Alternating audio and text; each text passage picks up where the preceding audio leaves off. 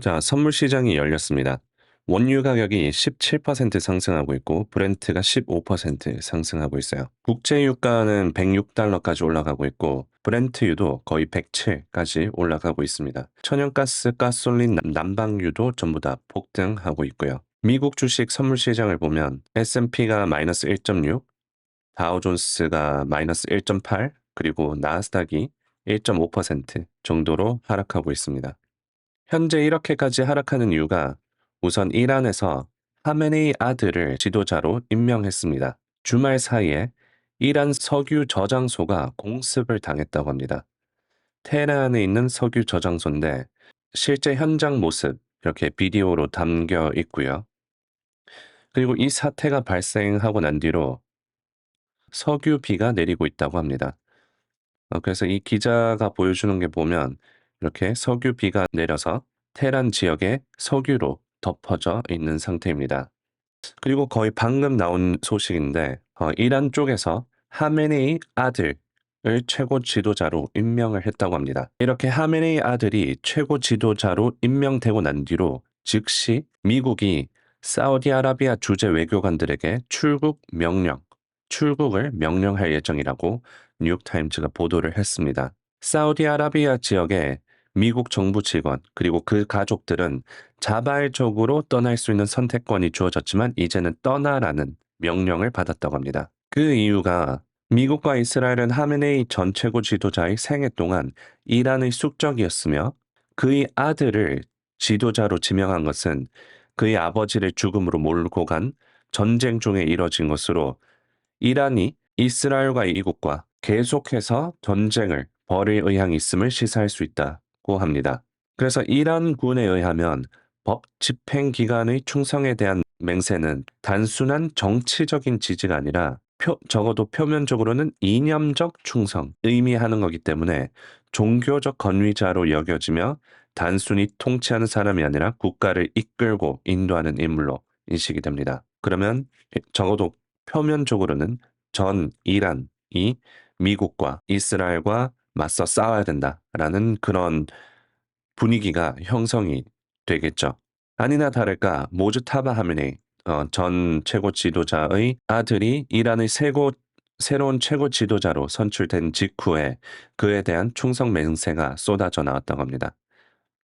그래서 이란 중앙군사령부는 군대가 새 지도자의 지휘 아래 숨을 다할 때까지 피 한 방울 흘릴 때까지 싸울 것이다 라고 밝혔고요. 이슬람 혁명 수비대는 스스로를 하메네이의 강력한 팔이라고 칭하며 그에게 완전히 복종하겠다라고 맹세를 했다고 합니다.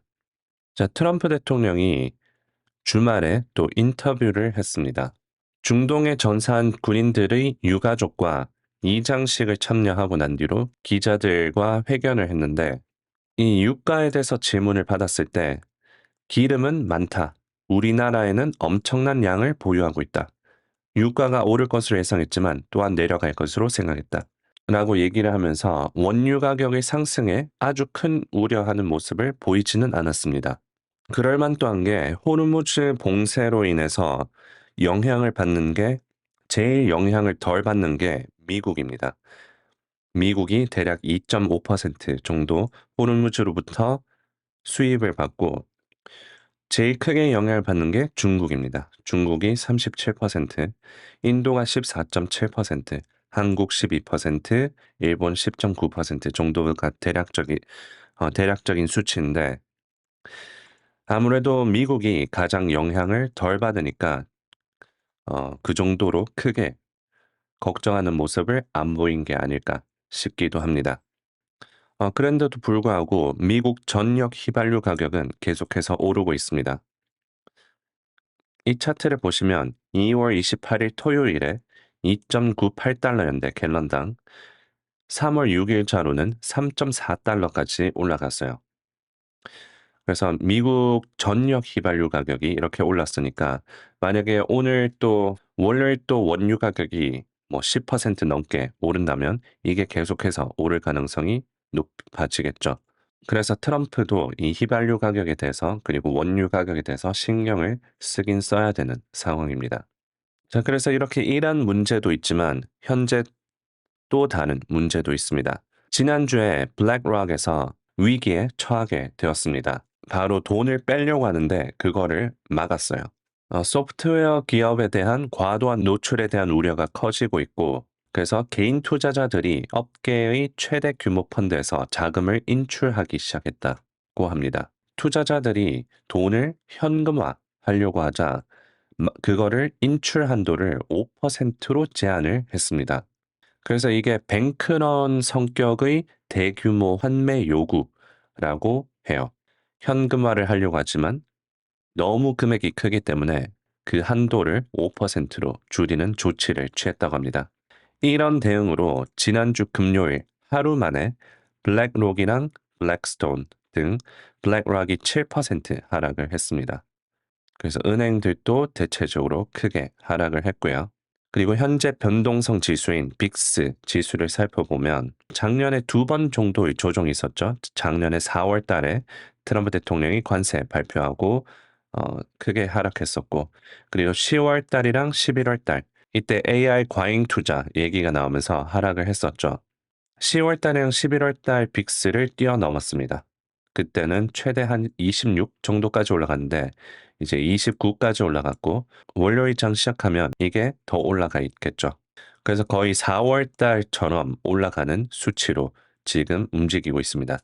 그래서 아까 펀드에서 현금화를 하고 돈을 빼려고 하는 것처럼 이렇게 현금화해 놓고 해칭 포지션이 점점 늘고 있다고 보실 수 있죠. 자, 그래서 요약하자면 글로벌 원유 선물 시장이 열렸는데 현재 급등하고 있습니다.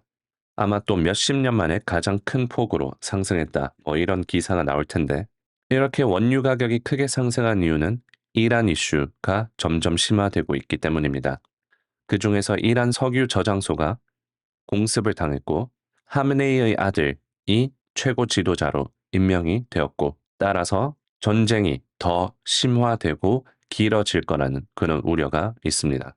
그리고 사모펀드도 이슈가 있는데 돈을 인출하려고 현금화하려고 하지만 막아놓은 상태고요. 그래서 앞으로 더 폭락할까 상승할까에 대한 시나리오를 저희 펜딩 사이트 투자 설계소에 올려놨습니다. 이렇게 홍수 같은 비관론 속에서 어떤 상승 시나리오가 있는지, 그리고 현재 우리가 어느 위치에 와 있는지 점검을 도와드리는 내용을 주말에 제가 또 따로 분석해서 올렸으니까 고정 댓글에 확인해 보시고, 장 시작하기 전에 매일 시장 상황 그리고 퀄리티가 굉장히 높은 데이터 그리고 정보들로 투자자분들이 좀 더 편하게 투자를 하고 현재 상황을 점검하는 데 도움을 드리고 있습니다. 자, 고정 댓글에 확인해 보시고, 이번 주부터는 미국 서머타임이 시작이 돼서 미국 장 시작이 10시 반에 시작합니다. 원래 11시 반에 시작했는데 10시 반에 1시간 앞당겨져서 시작한다는 점 알려드리고요. 그러면 좀 이따가 또 실시간 방송에서 뵙겠습니다.